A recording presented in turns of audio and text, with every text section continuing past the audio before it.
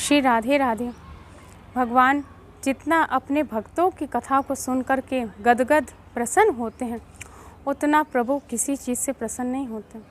आज संतों की, रसिकों की, भक्तों की विशेष अनुकंपा से ये सौभाग्य का उदय हुआ है कि आज आप सबके सामने एक भगवान की महान भक्ता श्री प्रेम माधुरी बाई जी, जो कि हमारे बांके बिहारी जी के मंदिर के पास में ही, जो आज भी दोसायत मोहल्ला है, उसमें सुख भवन का जिन्होंने निर्माण किया था और जिनको साक्षात श्री सुखदेव जी ने दर्शन दिया था, उनकी चरितावली को आप लोग श्रवण करिए।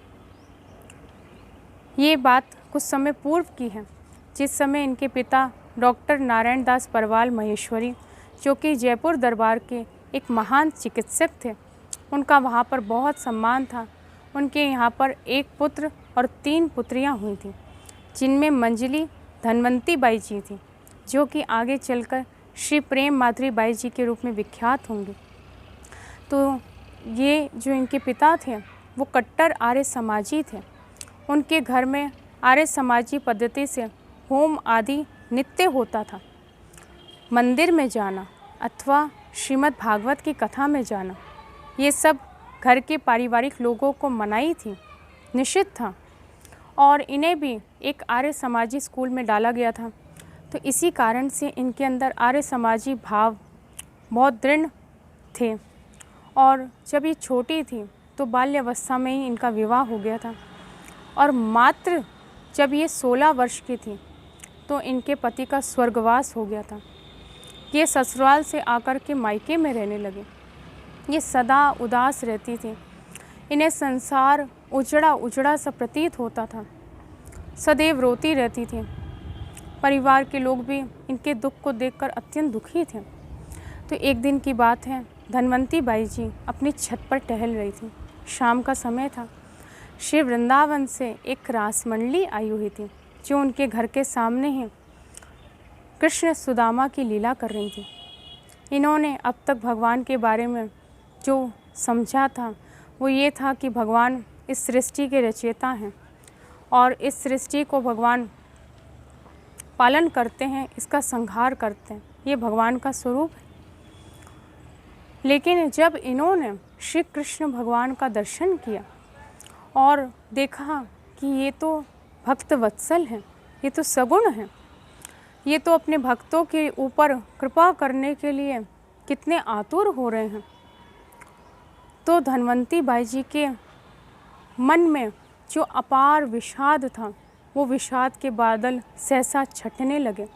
उसमें एक नई किरण प्रकाशित होने लगी और धनवंती बाई जी को ऐसा लगने लगा कि मानो सुदामा जी को नहीं, मानो धनवंती बाई जी स्वयं खड़ी हैं और भगवान सुदामा जी का नहीं, उनका ही आलिंगन कर रहे हैं। और उनका आलिंगन करके उन्हें एक अपूर्व आनंद में भगवान ने निमग्न कर दिया है। और फिर भगवान अंतर ध्यान हो गए हैं कि कृष्ण सुदामा लीला देख रही थी, उसमें बने हुए जो भगवान श्री कृष्ण थे, उनका दिव्य स्वरूप, दिव्य छटा, उनका दिव्य भाव श्रृंगार देख कर के मुग्ध हो गई थी।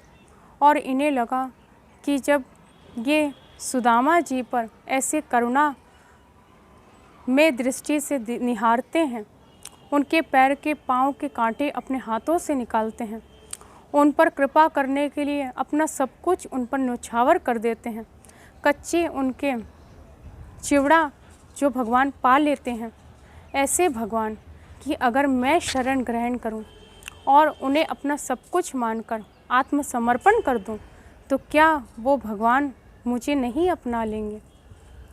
ऐसे भाव में ये निमग्न हो गई और फिर प्रारंभ हुआ उनका रोना। रोती तो ये पहले भी बहुत थी, लेकिन वो रोना और आज के रोने में बहुत अंतर था।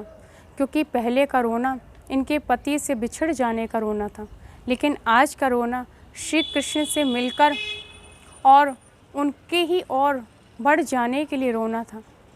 पहले के रोने में विषाद था, दुख था, शना शना जो क्लेश को प्रदान करने वाला था, लेकिन आज का रोना परम आनंद को प्रदान करने वाला था और जिसका विराम केवल श्री कृष्ण चरण प्राप्ति में था। पहले के रोने का विराम था, एक सीमा थी, लेकिन इस रोने की कोई सीमा नहीं थी। घर वालों ने जब देखा तो उन्हें ऐसा ही लगा कि ये वैधव्य के कारण, क्योंकि इसका पति नहीं है, इसी कारण से ये इतनी उदास, अनमना और रोती बिलखती है। लेकिन इनके भाई, जो कि मौसी के बेटे थे, श्री रूप माधुरी जी, उनको देख कर के समझते देर न लगी कि ये तो श्री कृष्ण के लिए रो रही है, ये तो भगवान की भक्ति में आरूढ़ हो चुकी है। आप इस चरित्र को आगे श्रवण कीजिए, शेष अगले अंक में। श्री राधे राधे।